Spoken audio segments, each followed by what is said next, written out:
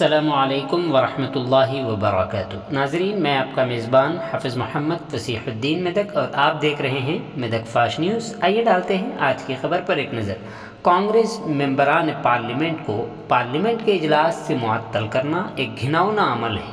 ये बात मेदक ब्लॉक कांग्रेस सदर मोहम्मद हफीज़ुद्दीन ने आज MLA कैंप ऑफिस में मुनाकिदा प्रेस कॉन्फ्रेंस में कही है।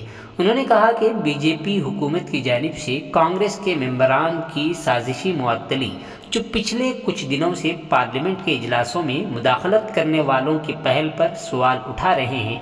उन्होंने इल्ज़ाम लगाया कि बीजेपी हुकूमत ने आम अफराद को पार्लियामेंट में आने की इजाज़त दी है। उन्होंने कहा कि कम से कम सिक्योरिटी के बगैर पार्लियामेंट का इनेकाद शर्मनाक बात है।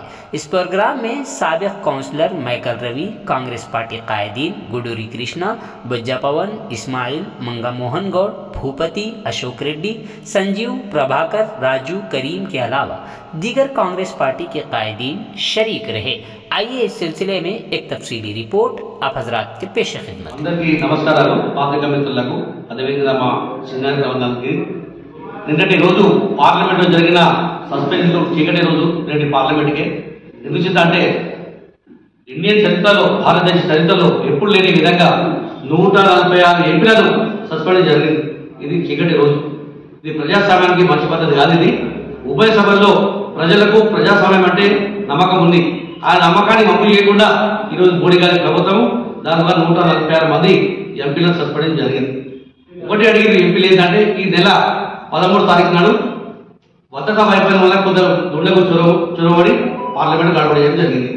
భద్రతా వైఫల్యం జరిగింది, పార్లమెంట్లో ప్రకటన చేయమని విపక్ష ఎంపీలు మొత్తుకుంటూ మాట్లాడడం జరిగింది।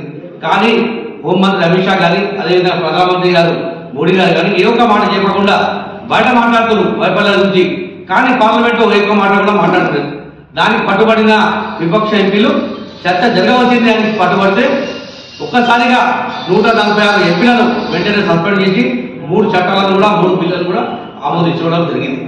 ఇది మంచి పద్ధతి కాదు, ప్రజాస్వామ్యానికి పుని దినం ఇది। మోడీ గారు మీరు 9 సంవత్సరాల కాలంలో ఏ ఒక్క పని కూడా సరిగా చేయడం లేదు। GST కానీ, నల్ల చట్టాలు కానీ, నోట్ల రద్దు కానీ, ఈ విధంగా గ్యాస్ పెంచడం కానీ, పెట్రోల్ పెంచడం కానీ, ఈ విధంగా చాలా రకాలైన చట్టాలు తెచ్చుకుంటూ మీరు ప్రజలను ముందు చేస్తున్నారు। ఆ ఒక ప్రజలు కూడా మీరు గమనిస్తున్నారు। కానీ నిన్న పార్లమెంట్ జరిగిన వైఫల్యాలు మాట్లాడితే మీరు ఆ వైఫల్యం కప్పించుకోవడానికి ఎంపీలను సస్పెండ్ జరిగింది। ఇది అర్థంగా ఆరంభంగా మోదీ గారు మీకు రాబోయే పార్లమెంటు ఎలక్షన్లు 2-3 నెలల కాలంలో పార్లమెంట్ ఎలక్షన్స్ వస్తున్నాయి।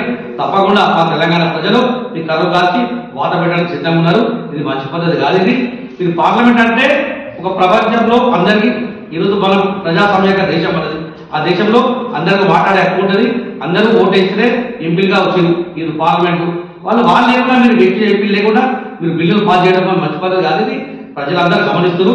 కాబట్టి ఇప్పటికైనా ఈరోజు మా AICC BCC పిలుపు మేరకు ప్రెస్ మీట్లు ధర్నాలు చేయడం జరిగింది। దానిలో భాగంగానే ఈరోజు మా ప్రెస్ మీట్ పెడుతున్నాము। అదేవిధంగా రాబోయే రోజుల్లో తప్పకుండా ఏ ప్రోగ్రాం ఇచ్చినా మా MLA గారి ఆధ్వర్యంలో తప్పకుండా కార్యక్రమాలు విజయవంతం చేస్తామని తెలియజేస్తున్నాం।